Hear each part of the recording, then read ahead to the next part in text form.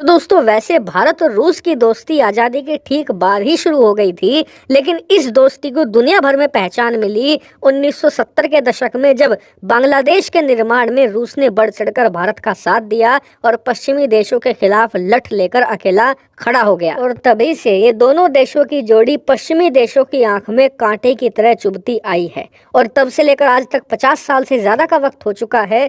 इस दौरान इन दोनों देशों की जोड़ी को अलग करने की खूब कोशिश भी की गई। ये कोई लुकी छुपी बात नहीं है।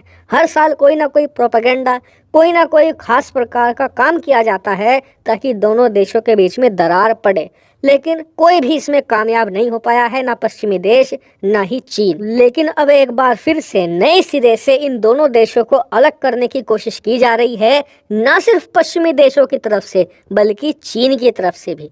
दरअसल हुआ ये है, हाल ही में पश्चिमी देशों के जो मीडिया हैं वहां पर यह चर्चा है कि भारत और रूस की दोस्ती अब तेजी से टूट रही है। इसको लेकर दो तर्क दिए जा रहे हैं। पहला ये कि भारत और रूस के बीच में जो तेल का व्यापार था वो 12 महीनों के लो पर पहुंच चुका है, यानी कि भारत अब रूस से इतना कम तेल खरीद रहा है जितना कि पिछले एक साल में कभी नहीं खरीदा। इसके अलावा स्क्रीन पर आप देखिए, दूसरा तर्क ये दिया जा रहा है कि भारत अब रूस के हथियारों को कम खरीद रहा है और इसके मुकाबले पश्चिमी देशों के हथियारों को ज्यादा वरीयता दे रहा है। जैसे कि हम फ्रांस से राफेल लड़ाकू विमान खरीद रहे हैं, मिट्टी मिसाइलें खरीद रहे हैं। दूसरी तरफ हम अमेरिका से प्रीडेटर ड्रोन खरीद रहे हैं, जबकि इसके मुकाबले S-400 की 2018 की डील के बाद आज तकरीबन 6 साल का वक्त हो चुका है, हमने कोई बड़ा मेगा हथियार रूस से नहीं खरीदा है। अब ये दोनों तर्क सुनकर आपके मन में भी एक बार को आएगा कि यार बात तो सही है, फैक्ट की बात हो रही है, भारत ने कोई बड़ा हथियार वाकई में ही रूस से नहीं खरीद रहा है। वहीं पश्चिमी देशों से हम धड़ाधड़ हथियार खरीदते जा रहे हैं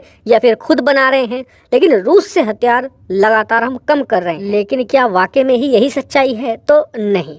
सबसे पहले मैं आपको तेल वाले जो खबर है ना उसका असल चेहरा बताता हूँ। देखिए, भारत रूस से तेल खरीदता क्यों था? क्योंकि रूस भारत को डिस्काउंट देता था। लेकिन पिछले कुछ महीनों में रूस जहां हमें 25-30% कच्चे तेल पर डिस्काउंट देता था, उसे 4-5% पर ले आया था। इससे भारत को नुकसान हो रहा था, क्योंकि भारत ने सोचा यार इस रेट पर अगर हम अरब देशों से भी कच्चा तेल लेना शुरू कर दें तो भी हमें रूस से ज्यादा फायदा होगा, क्योंकि रूस हमसे दूर पड़ता है। तेल ट्रांसपोर्टेशन यानी कि रूस से भारत तेल पहुंचाने का खर्चा बहुत ज़्यादा होता है, क्योंकि वो बहुत दूर पड़ता है। अरब देश नज़दीक पड़ते हैं, ट्रांसपोर्टेशन का खर्चा कम होता है। ऐसे में हमें वहाँ पर ज़्यादा बेनिफिट है, इसलिए हम अरब देशों से, इसके अलावा अफ्रीकी देशों से तेल ज़्यादा खरीद रहे हैं। यानी कि जो ये तेल की खबर देकर प्रोपेगेंडा फैलाया जा रहा है, ये एक बहुत ही ज़्यादा गलत बात है। ये सिर्फ एक प्योर बिजनेस का मामला है, प्योर प्रॉफिट का मामला है। दूसरी बात करते हैं कि भारत रूस से कम हथियार क्यों खरीद रहा है, तो ये भी गलत बात है, क्योंकि रूस ने खुद इस मामले पर 2 दिन पहले बयान जारी करके ये बताया है कि हम भारत को हथियार कम इसलिए बेच रहे हैं क्योंकि अब हम उन्हें डायरेक्ट हथियार बेचते नहीं हैं, बल्कि उनके साथ मिलकर भारत में ही मैन्युफैक्चर करने की प्लानिंग कर रहे हैं। जैसे कि AK-203 राइफल बनाना, इसके अलावा ब्रह्मोस मिसाइल बनाना, अन्य कई प्रोजेक्ट भी हैं जो रूस और भारत के बीच में चल रहे हैं। इसके अलावा कई ऐसे हथियार थे जो हम पहले रूस से खरीदा करते थे, लेकिन उसकी टेक्नोलॉजी भी अब रूस ने हमें दे दी है और हम उन हथियारों का निर्माण भारत में करते हैं। इसका सबसे प्राइम एग्जाम्पल है Su-30 लड़ाकू विमान, वो भारत में ही मैन्युफैक्चर होता है। लेकिन अब सबसे बड़ा खतरा इस दोस्ती को पश्चिमी देशों से नहीं रहा, क्योंकि इनके प्रोपेगेंडा को डिबंक किया जा सकता है, लेकिन सबसे बड़ा खतरा है चीन, क्योंकि उन्हें पता है कि जब तक इन दोनों देशों की दोस्ती बनी रहेगी वो रूस को पूरी तरीके से अपने पाले में नहीं ला पाएगा, अपने कब्जे में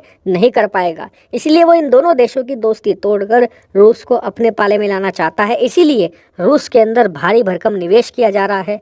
रूस को वो अपने ऊपर पूरी तरीके से निर्भर करते जा रहे हैं।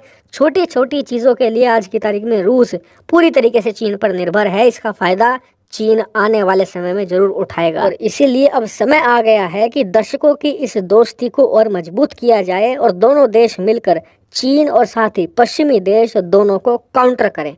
हालांकि इस पर आपका क्या मानना है कमेंट करके बताइएगा। Thank you very much for watching.